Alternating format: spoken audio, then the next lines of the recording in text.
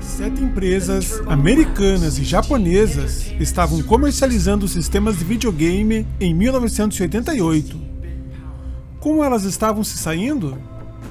Elas tiveram pouco sucesso em prejudicar a participação da Nintendo no mercado americano e japonês, que era de 85% a 90%.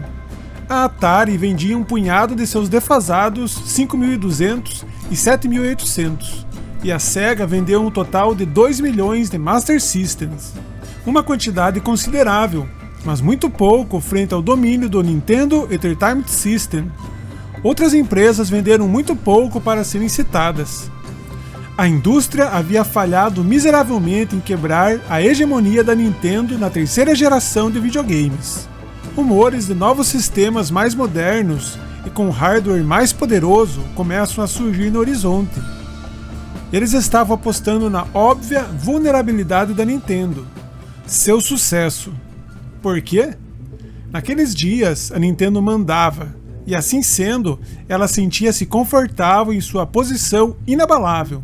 Ela ainda arrancava grande parte de sua fortuna de desenvolvedores licenciados de softwares. Se a empresa planejava lançar um novo sistema, as desenvolvedoras rapidamente perceberiam a obsolescência do sistema NES, e a mudança poderia precipitar uma quebra precoce em seu esquema lucrativo. A Nintendo não queria perder uma de suas maiores armas, soft houses cativas e a garantia de bons jogos e bons lucros. A Nintendo of America, de propriedade japonesa, emergiu como líder do setor. A empresa está sediada nos arredores de Seattle, onde emprega 275 trabalhadores atendendo o mercado dos Estados Unidos. Seus produtos de alta tecnologia e alto lucro representaram mais de 70% de todas as vendas de videogames domésticos em 1987. A empresa espera que as vendas do setor dobrem este ano.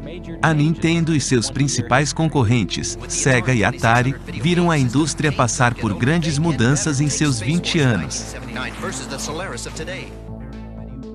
Rapidamente, a Nintendo começou a sofrer do mal-estar típico dos líderes. Gorda e feliz, ela era levada por uma sensação de invulnerabilidade. Hiroshi Yamauchi, presidente da Nintendo do Japão, e Minoru Arakawa, sua contraparte americana, sentiram que não precisavam reagir aos concorrentes. Afinal de contas, eles eram a Nintendo. Isso quase se mostrou um erro fatal. A Nintendo começou a notar um pequeno zumbido em seu ouvido quando a NEC, uma gigante japonesa dos computadores e comunicações, entrou no mercado de videogames. A NEC tinha potencial para se tornar um devorador voraz. Com 22 bilhões de dólares em vendas líquidas anuais, a empresa era sólida e bem administrada.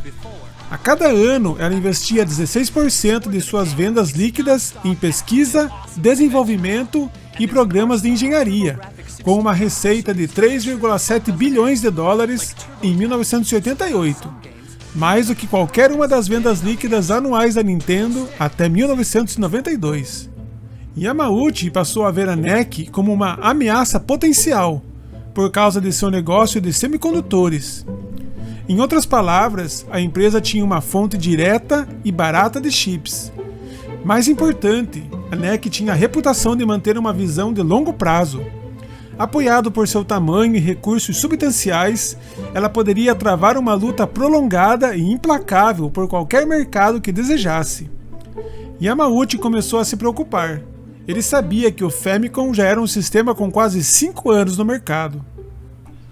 Para impulsionar seu primeiro sistema de videogame, a NEC formou um grupo de entretenimento doméstico e lançou o PC Engine no Japão, em 30 de outubro de 1987, e foi um tremendo sucesso. O PC Engine tinha um design elegante, menor em comparação com seus rivais. Juntamente com uma linha de softwares suportados por terceiros, como a Namco e Konami, proporcionaram à NEC uma liderança temporária no mercado japonês. Um sistema mais caro foi lançado no mercado americano em agosto de 1989, renomeado de TurboGrafx 16, custando $200. era um sistema expansível com capacidade de processamento de 16 bits na tela. Mas por que a NEC decidiu colocar uma especificação técnica no nome do seu produto americano? Por muito tempo, as crianças que compunham os principais jogadores de videogames, bits e bytes eram apenas termos ligados a computadores, com pouca ou nenhuma conexão com seus aparelhos prediletos. Então a NEC deu o primeiro tiro na guerra dos bits. O TurboGrafx 16 tinha o dobro de bits que o NES, e as crianças começaram a aprender que mais bits significavam jogos mais realistas, com melhores gráficos e mais cores brilhantes, além de efeitos sonoros mais impressionantes. Seriam jogos com qualidade de fliperama. A versão americana do japonês PC Engine, o TurboGrafx 16 da NEC, tem toda a beleza do seu irmão de 16 bits e também uma ótima jogabilidade, combinado com uma biblioteca de jogos maior do que qualquer outro sistema de próxima geração. A NEC está se preparando para colocar sua máquina de jogos mais avançada nas mãos dos jogadores de todos os lugares em setembro de 1989. Apresentando todos os fantásticos recursos gráficos e sonoros do PC Engine, a máquina está pronta para assumir a liderança na guerra dos sistemas de 16 bits. O cérebro por trás deste incrível sistema é idêntico ao do NES, mas os magos da NEC aprimoraram o processador 6502 normal com um processador independente que permite ao sistema produzir imagens de fundo e personagens verdadeiramente deslumbrantes. Electronic Gaming Monthly, julho de 1989. O chip de computação principal, o microprocessador, roda tanto em computadores como em videogames. Um processador de 8 bits, como o que está no coração do Nintendinho e do Famicom, pode trabalhar com até 64.000 sequências de informações com 8 caracteres, ou bits por pacote. Cada bit é na verdade um impulso elétrico, simbolizados pelos números 0 e 1. O número 1 significa ligado, o número 0 significa desligado. Então, o NES tem a capacidade de ler mensagens únicas de até 8 bits por vez. Um processador de 16 bits tem a capacidade de ler mensagens feitas com o dobro de informações. Então ele pode entender e processar até 250 vezes mais mensagens. Trocando em miúdos, uma máquina de 16 bits pode fazer muito mais e muito mais rápido do que uma máquina de 8 bits. Quando a NEC lançou o TurboGrafx 16, os jogadores de videogame ficaram impressionados com a sensação de sprites maiores e mais texturizados nos primeiros jogos. Aquilo era um salto visível na tecnologia dos videogames, e isso estava sendo relacionado diretamente com a capacidade computacional dos 16 bits. Então, as crianças e seus pais entenderam rapidamente: mais bits é igual a jogos melhores. Havia, no entanto, uma falha nessa lógica do mais bits é melhor por trás da nova tecnologia, e a NEC aprendeu a lição da maneira mais difícil. Embora seu poderoso sistema reproduzisse jogos com melhores gráficos e som, a NEC não havia melhorado seus jogos. Eles não eram tão divertidos. No final, os 16 bits da NEC não podiam competir com o Tetris, com Super Mario Bros. E The Legend of Zelda, ou centenas de outros grandes jogos da Nintendo. Ainda assim, a NEC obteve o apoio de algumas desenvolvedoras de software, e os técnicos do setor começaram a se empolgar com a tecnologia do TurboGrafx 16. Alguns que decidiram desenvolver para o sistema descobriram, no entanto, que o TurboGrafx não passava de um videogame mais incrementado.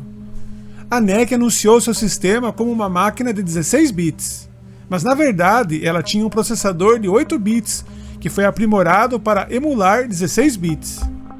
A tecnologia tinha limitações severas.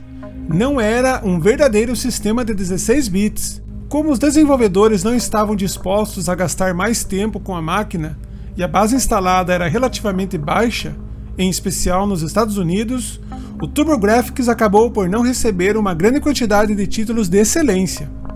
Enfim, a ameaça não era tão grande, e Yamauchi relaxou. Mas havia outra empresa japonesa no radar, tão insignificante na época que, por pouco, não foi nem avistada. Seu nome era Sega. Ela nunca foi uma ameaça para Yamauchi. Com um valor de 700 milhões de dólares e fundada, curiosamente, por um americano e dirigida por um japonês persistente, tinha uma história bem sucedida no mercado de fliperamas no Japão e nos Estados Unidos. Mas a Sega era aparentemente pequena e especializada demais para entrar no mercado de consumidores da Nintendo. A Sega lançou o Master System como concorrente do Famicom e do NES, mas nunca ganhou mais de 5% do mercado. Embora, ao contrário da NEC, fosse muito competente na criação de software, não parecia estar jogando na mesma liga que a Nintendo.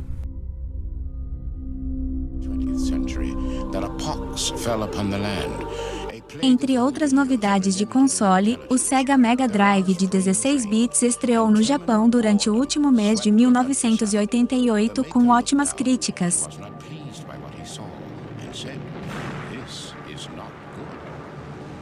Enquanto os gráficos nos primeiros lançamentos não são tão extraordinários, a unidade como um todo é extremamente jogável, com um som de 10 canais que é absolutamente inacreditável. Electronic Gaming Monthly, maio de 1989.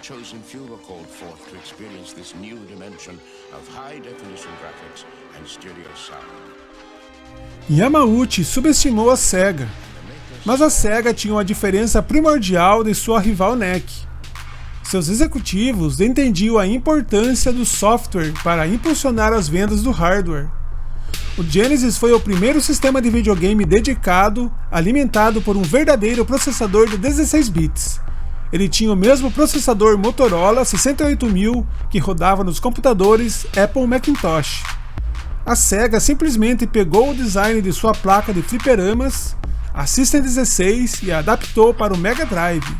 Ele poderia, portanto, apresentar não apenas recursos de 16 bits, como gráficos e animação de alta definição, mas um espectro muito mais completo de cores, mais de 500, 2 fundos com rolagem independente que criavam um impressionante campo de profundidade com ilusão de 3 dimensões e som com qualidade quase de CD.